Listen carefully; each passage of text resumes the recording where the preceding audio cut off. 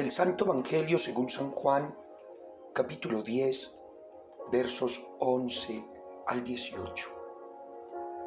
En aquel tiempo, dijo Jesús, yo soy el buen pastor.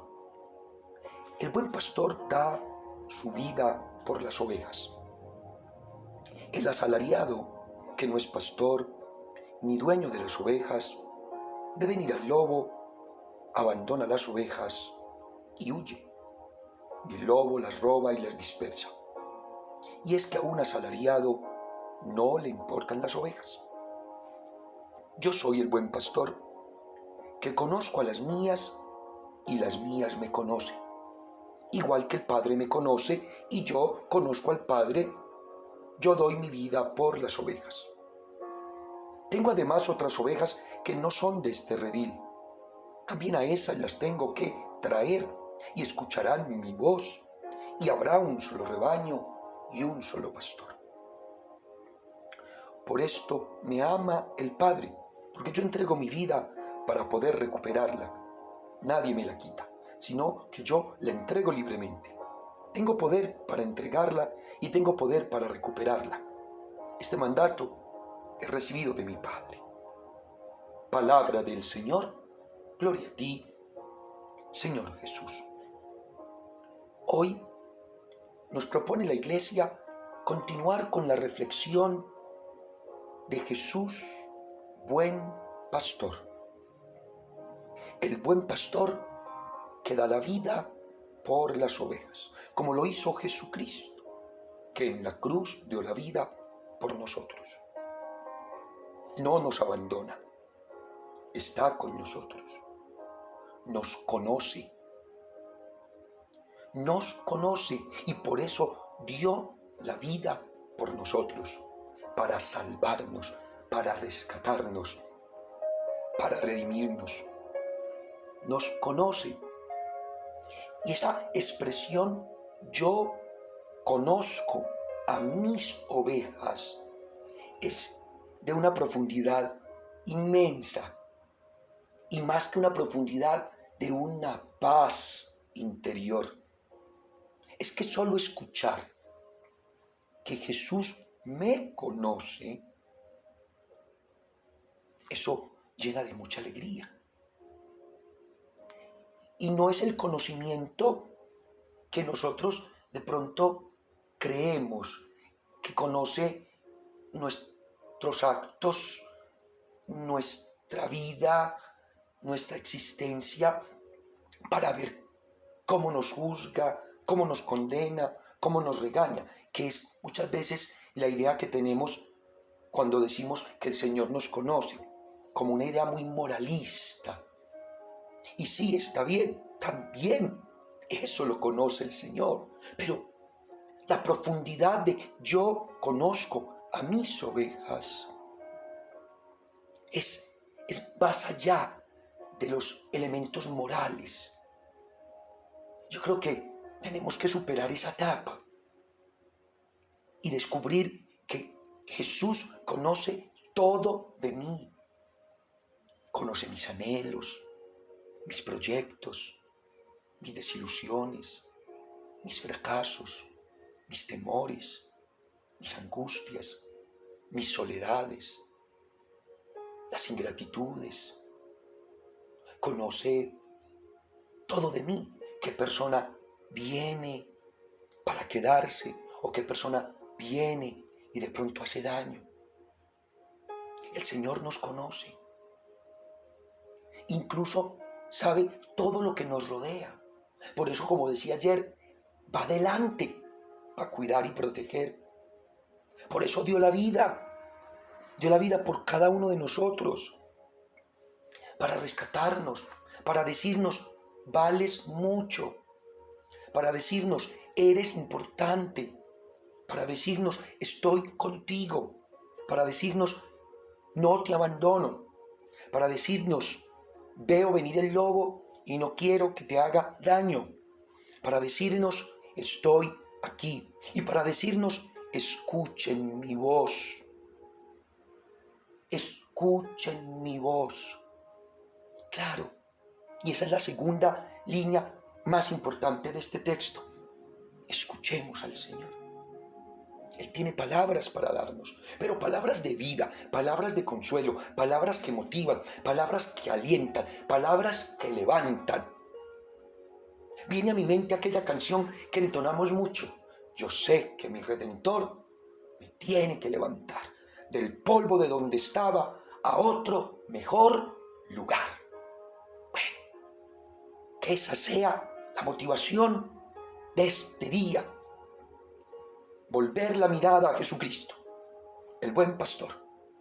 Volver la mirada a Jesucristo, que hoy nos dice, los conozco, no para condenarlos, juzgarlos y solo verles lo malo. No, los conozco y eso nos tiene que dar paz y alegría, porque en ese conocimiento lo que el Señor está diciendo es que sabe quiénes somos y sabe todo lo bueno que hay en nosotros, todo lo lindo que hay en nosotros, todo lo que estamos haciendo, los proyectos que tenemos, el futuro que queremos seguir manejando y en sus manos entregamos. Pero, ¿nos sentimos abandonados? No. ¿Nos sentimos derrotados? No. Escuchémoslo a Él, que nos está alentando con su amor, que dio la vida para salvarnos. Y hay un punto que es muy interesante del texto. Tengo otras ovejas que no son de este redil, también las tengo que atraer. Bueno, refiriéndose a los que se han ido, a los que se han apartado, a los que se han alejado, a los que han endurecido el corazón, a los que no lo creen, no le aman, no le adoran. El Señor los quiere tener a su lado, como a ti y a mí, que de pronto en algún momento nos apartamos, nos alejamos, como a ti y a mí, que en algún momento de la vida, ocupados en otras cosas, se nos olvidó lo más grande, lo más sublime, que era estar con el Señor. Hoy decimos, tengo un Redentor que me levanta, que me alienta, que dio la vida y que del polvo de donde estoy, Él me quiere levantar. Que sea la Pascua y esta semana donde la mirada nuevamente está en Jesucristo, el buen pastor. Amén, aleluya. Pastor bueno, pastor eterno, pastor santo, danos tu Santo Espíritu. Oh, mi amado Jesús, llamado buen pastor, oh Padre eterno, pastor de todo el universo, a ustedes, Padre e Hijo, clamamos la fuerza del Espíritu, pedimos la fuerza del Espíritu, invocamos la presencia del Espíritu, que nos visite en el alma, que nos acompañe con poder, que nos renueve, nos restaure, nos transforme, nos sane, nos libere, nos bendiga. Iglesia dice, ven Espíritu Santo. Iglesia clama, ven Espíritu Santo. Yo soy iglesia, tú eres iglesia. Todos como iglesia decimos, ven, ven, ven Espíritu Santo. Ven, ven, ven Espíritu Santo. Ven, ven, ven Espíritu Santo. Clamamos, imploramos, pedimos, avivamos el poder del Espíritu Santo, presencia sanadora, liberadora y restauradora. Oh, ven Espíritu Santo, ilumíname, santifícame, fortaléceme. Oh, ven Espíritu Santo, ilumíname, ilumíname, ilumíname, santifícame, santifícame, santifícame, fortaléceme, fortaléceme, fortaléceme. Hoy más que nunca necesito de tu presencia. Lléname, Espíritu Santo, que no me deje confundir, que no me deje atemorizar, que no me deje vencer. Lléname, lléname, Espíritu Santo. El bombardeo de tantas cosas que llegan a mi mente, a mi memoria, a mi conciencia, a mi vida, y que a veces me confunden. Ven, Espíritu Santo, dame tranquilidad, calma, paz, abundante bendición. Un mundo confuso, necesito de tu Espíritu. Un mundo hostil, necesito de tu Espíritu. Un mundo complejo, necesito de tu Espíritu. Muchas situaciones a mi alrededor, necesito de tu Espíritu. Quiero ser fuerte, valiente. Quiero ser fuerte, valiente. pero no con mis fuerzas y mi valentía. Necesito la fuerza de tu Espíritu, necesito la valentía de tu Espíritu. Ven, Espíritu Santo, ven, Espíritu Santo, que yo me quiera, yo me ame, yo me valore. Ven, Espíritu Santo, que las decisiones que tome me las ayudes a iluminar y a tomar tú. Ven, Espíritu Santo, ven, Espíritu Santo, lléname de ti y acompáñame en este camino tan bello de la Pascua que estoy haciendo al invocar de Santo Espíritu. Amén. Aleluya. Hermanos, hoy vamos a concluir una primera etapa de nuestra catequesis y de preparación para consagrarnos al Espíritu Santo, y es los estudios bíblicos. No obstante, vamos a estar remitiéndonos muy frecuentemente a la Sagrada Escritura. Es decir, no significa que no vamos a volver a hablar de la palabra, no. Se citarán muchísimos textos, la mayoría que ya hemos visto y algunos otros que no los tocamos, pero que a lo largo de los días que nos restan volveremos y los revisaremos según los temas que siguen manifestándonos en la acción del Espíritu. Quiero invitarlos para que hagamos un sondeo rápido sobre algunos textos finales. Y quiero que vamos a la carta a los Hebreos. La carta a los Hebreos, algunos biblistas dicen que es de las cartas de Pablo, otros dicen que no es de las cartas de Pablo. Bueno, ese no es el tema aquí, eso los exégetas bíblicos, los estudiosos de la Biblia, pues tendrán todas sus posiciones. Aquí simplemente yo quiero que miremos lo que dice esta carta tan hermosa. Algunos se la atribuyen a Pablo, otros no, pero el texto sagrado es hermoso. Y miren lo que nos dice Hebreos en el capítulo 9, verso 13. Hebreos 9, 13. Pues si la sangre de machos cabríos y de toros y la ceniza de vacas santifica con su aspersión a los contaminados en orden a la purificación de la carne, cuánto más la sangre de Cristo, que por el Espíritu eterno se ofreció a sí mismo sin tacha a Dios, purificará de las obras muertas nuestra conciencia para rendir culto a Dios vivo. Palabra de Dios, te alabamos, Señor. Aquí, la carta a los Hebreos nos recuerda algo que en el Antiguo Testamento también era muy importante y que lo hemos citado haciendo referencia a aquel momento en el que el pueblo de Israel, para ser librado de la esclavitud de Egipto, inmoló unos corderos. En aquella noche esa sangre fue con la que rociaron los dinteles de las puertas y sus ventanas, para que cuando pasara el ángel exterminador, pues esa sangre los librara. Y así fue como la tradición fue enfocándose, que al ofrecer esa sangre al Padre Yahvé era en orden a la purificación.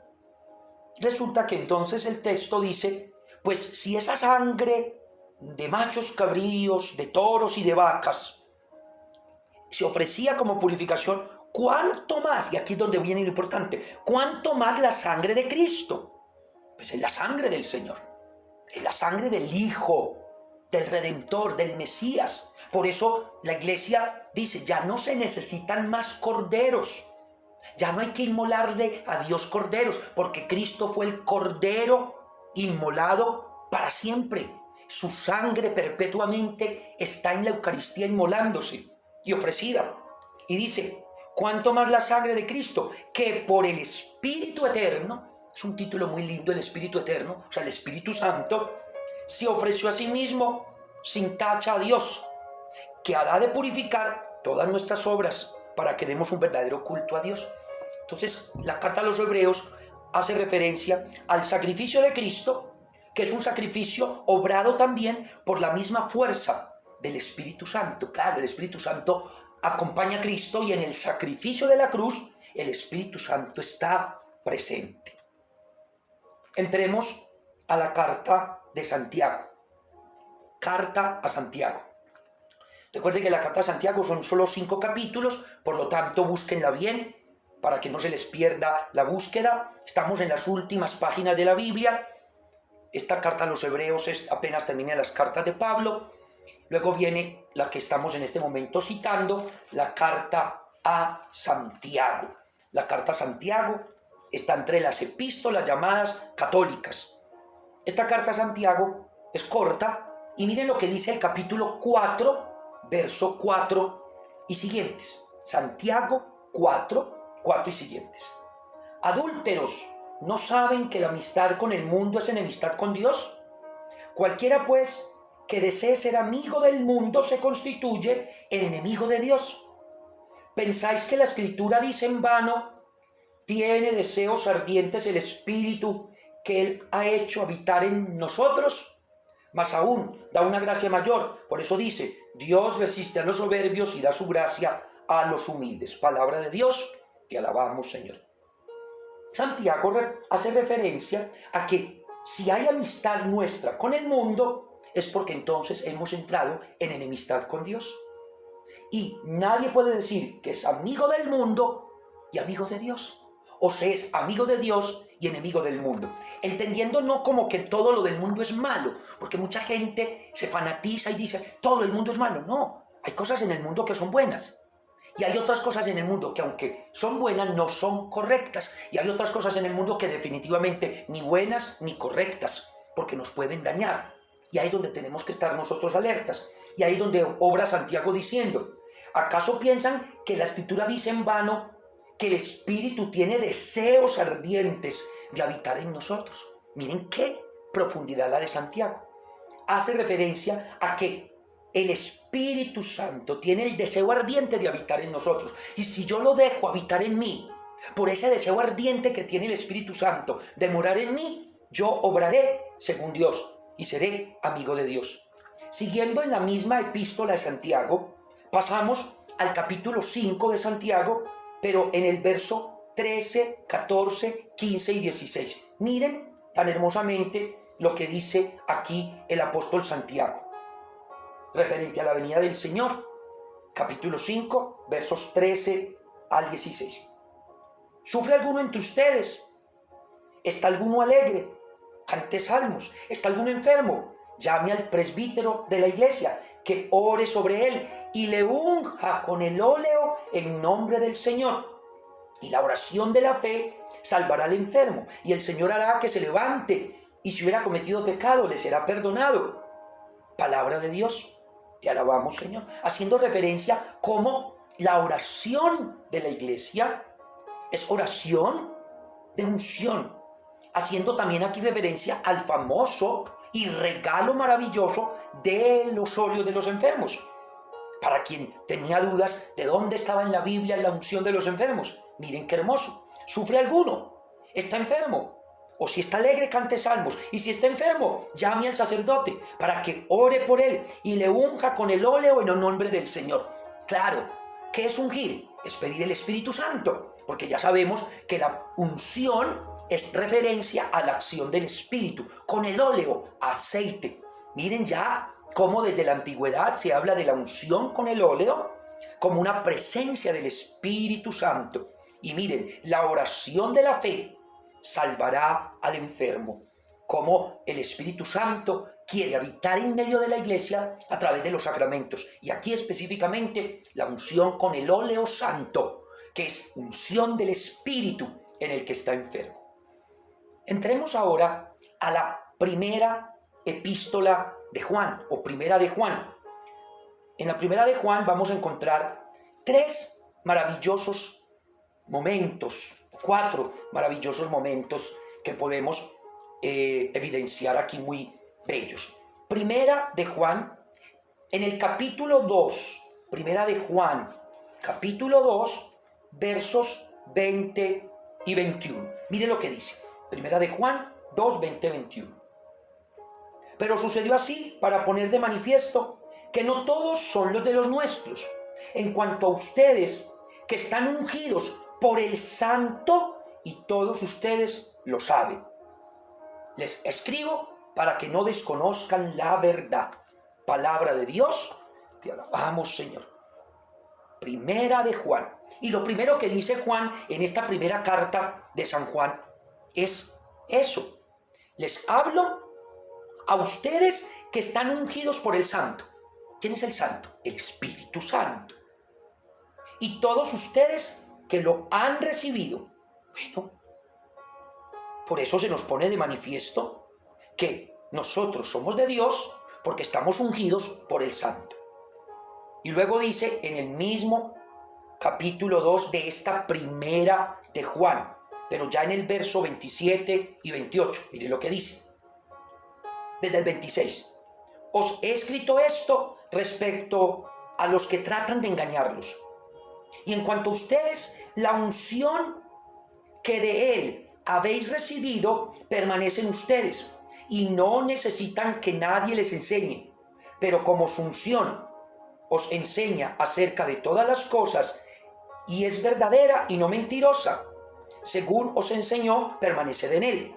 Y ahora, hijos míos, permaneced en Él para que cuando se manifieste tengamos plena confianza y no quedemos avergonzados lejos de Él en su venida. Palabra de Dios, te alabamos, Señor. Sigue el apóstol Juan hablándonos de la importancia de que hemos recibido la unción del Espíritu y que al permanecer en esa unción ya nadie nos engaña. Ya sabemos la verdad y no la mentira que a veces viene. Y que esa enseñanza es para permanecer en ella. ¿En cuál? En la que da el Espíritu y que nos ha de manifestar muchas bendiciones. Luego, en el capítulo 3 de esta misma primera carta de Juan, mire lo que dice, primera de Juan, ya, capítulo 3, verso 8 y 9. Quien comete el pecado es el diablo, pues el diablo peca desde el principio. El Hijo de Dios se manifestó para deshacer las obras del diablo. Todo el que ha nacido de Dios ya no comete pecado, porque su germen permanece en él y no puede pecar, porque ha nacido de Dios. Palabra de Dios, te alabamos, Señor. Miren qué profundidad a la que llega entonces esta primera carta de Juan. Al inicio, en el capítulo 2, verso 20 y 21, nos dice, se nos ha dado una unción por parte del Santo para manifestarse la verdad. Luego en el capítulo 2, pero ya en el verso 26, 27 y 28, esa unción que hemos recibido nos enseña la verdad, nos aleja de la mentira y manifiesta bendiciones. Y termina con este texto de la tercera del capítulo 3 de la primera de Juan, diciendo, no olviden, todo el que ha nacido de Dios ya no comete pecado, porque permanece en Dios, ya no peca, porque ha nacido de Dios. El Hijo de Dios se manifestó para deshacer esas obras. Y todo el que nace de Dios,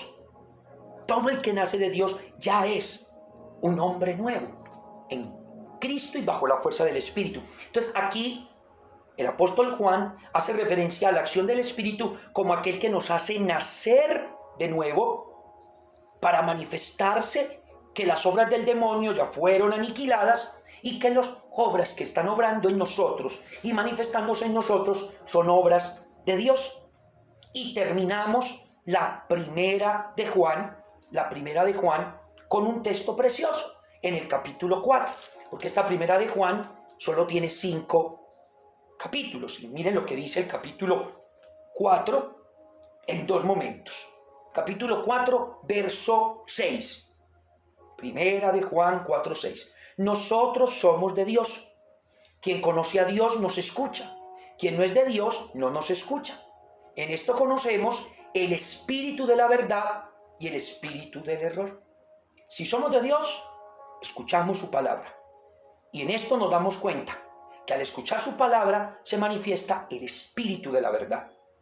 Y en el mismo capítulo 4 de esta primera de Juan, en el verso 13, en esto conocemos que permanece en Él y Él en nosotros, en que nos ha dado de su espíritu.